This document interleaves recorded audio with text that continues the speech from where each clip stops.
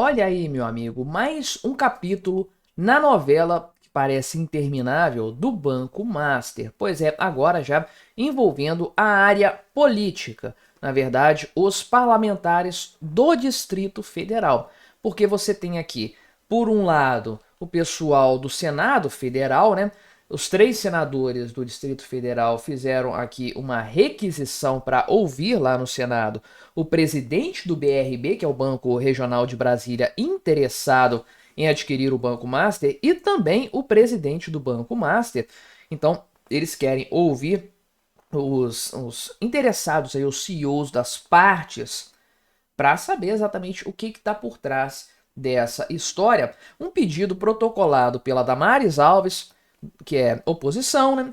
Isalci Lucas, que é do PL, também oposição, e Leila Barros, ok, que é PDT, partido aliado do governo Lula. Mas poderia-se dizer que aqui é mais a oposição puxando. Só que, olha só, também os deputados, deputados do PT do Distrito Federal, e acredite ou não, tem 3 deputados do Distrito Federal petistas, Érica Cocai, Chico Vigilante e Gabriel Magno, também fizeram uma requisição, né? Aliás, cobraram mais documentos para analisar essa compra, tiveram uma reunião ali com o pessoal do Banco Central, né, com Gabriel Galípolo, enfim, ou seja, oposição e situação estão, pelo menos no Congresso Nacional, contra essa operação financeira. Aí a coisa começa a ficar mais complicada. Quando nenhum lado quer apoiar isso, quer comprar esse barato, a coisa realmente começa a ficar complicada. E fica ainda pior quando a gente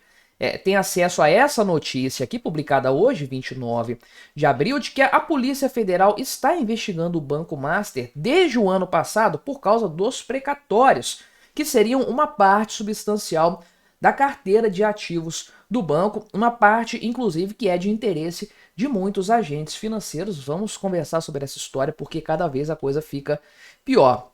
Mas antes, não se esqueça de se inscrever no meu canal se você ainda não for inscrito, e se você quiser colaborar ainda mais com o meu trabalho, você pode se tornar membro patrocinador do meu canal, com valores a partir de R$ 1,99 por mês. Isso me ajuda bastante, pode ter certeza disso. Pois bem, vamos começar com esse negócio da Polícia Federal, então.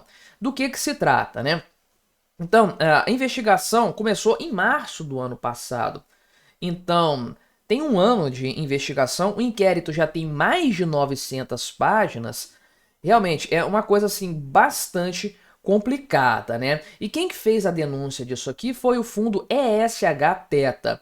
Esse fundo também procurou o Banco Central, porque identificou alguns problemas aí, algumas coisas, né? Uma operação atípica, um modo de operação atípico, né? Nos fundos de investimentos ligados ao Banco Master, administrados por ele, né? Então, o que acontece? Basicamente, o que a denúncia mostra, né? A questão dos precatórios. O Banco Master tem ali uma carteira de precatórios, que é um recebimento interessante para o banco, porque ele consegue um desconto muito grande nisso aí. Então a pessoa tem um precatório para receber do governo, sabe-se lá quando, né? Isso aí pode entrar numa fila aqui interminável. A pessoa acaba negociando isso com um banco particular para receber parte do valor, né? Recebe de uma vez isso aí, e o banco fica com a dívida para cobrar do governo depois. E é claro que esse mar de precatórios administrados pelo Banco Master chamaram a atenção, até porque o Lula começou a pagar isso a toca de caixa.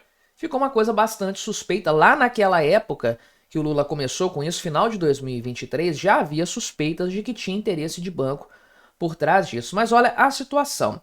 Então, o Banco Master, né, ele estaria... Como que ele estaria comprando esses precatórios, né?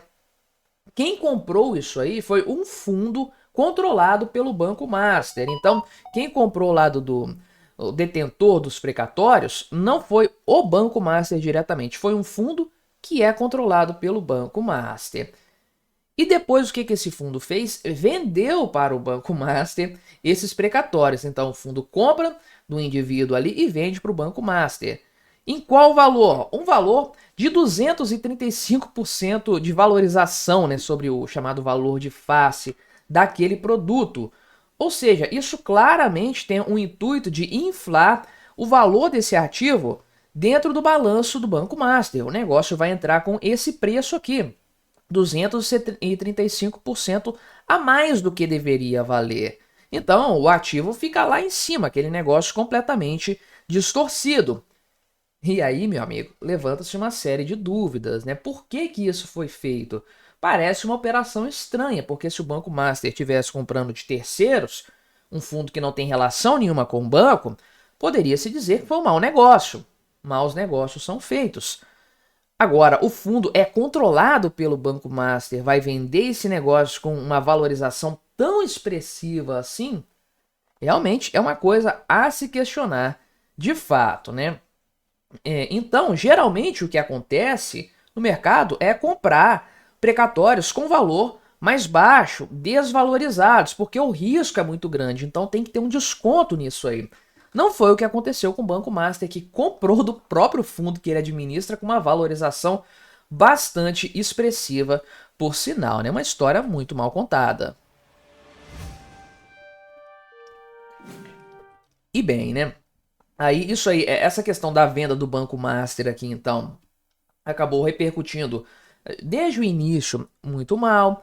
Tem a questão aqui dos CDBs, né, que não seriam sustentáveis, provavelmente não o são. O Banco Master falou que queria comprar 58% do BRB e ia ficar uma parte de fora, talvez a parte dos precatórios, né?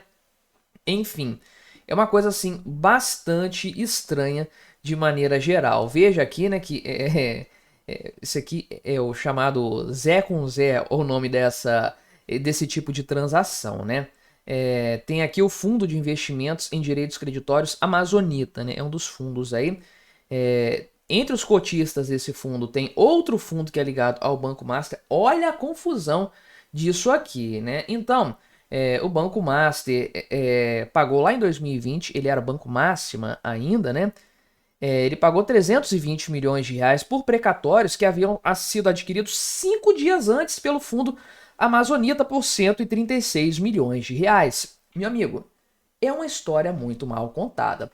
E aí, como a coisa vai ficando muito escandalosa, com possível repercussão negativa para os cofres do Distrito Federal, uma vez que esse banco aqui, BRB, tem como principal acionista, né, 95% do banco pertence ao governo do Distrito Federal, então realmente, né, a questão acaba chamando a atenção dos parlamentares. Tanto que está aqui o pessoal do PL, pessoal do Republicanos, pessoal do PDT e do PT, todo mundo questionando essa aquisição que, segundo os parlamentares aqui, é polêmica, né, uma aquisição polêmica, porque o Banco Master passa por uma significativa desconfiança do mercado. E aí, é claro que isso vai trazer algum tipo de problema, sem sombra de dúvidas, pode eventualmente até atrasar essa aquisição. Veja aqui que o pessoal do PT, os deputados petistas do Distrito Federal, se encontraram com o Gabriel Galípolo, né? Tiveram uma reunião hoje, dia 29 de abril, dia que eu estou gravando este vídeo, e afirmaram depois disso aí que o BRB não entregou todos os documentos necessários para que o Banco Central analise essa aquisição. Inclusive, não se sabe ainda, de acordo com esses deputados, qual parte do Banco Master vai ser incorporada ao BRB, ao balanço do BRB, né? Então, essa análise aqui está pendente ainda, não vai ser mandada por enquanto para o CAD, porque a documentação de fato ainda não é suficiente. Enfim, né? A questão de fato aí está em suspenso. E a cada vez mais, né, se investiga mais, se analisa mais, pior a história fica. Isso ainda vai ter muita repercussão, sem sombra de dúvidas. Cada vez que se cava um pouco, se acha um novo esqueleto ali e com certeza vai ter mais coisa para ser encontrada. E aí fica a grande questão, até onde essa história vai. Mas me diga aí o que você achou da minha análise, colabore com o nosso debate, se inscreva no meu canal se você ainda não for inscrito e até a próxima.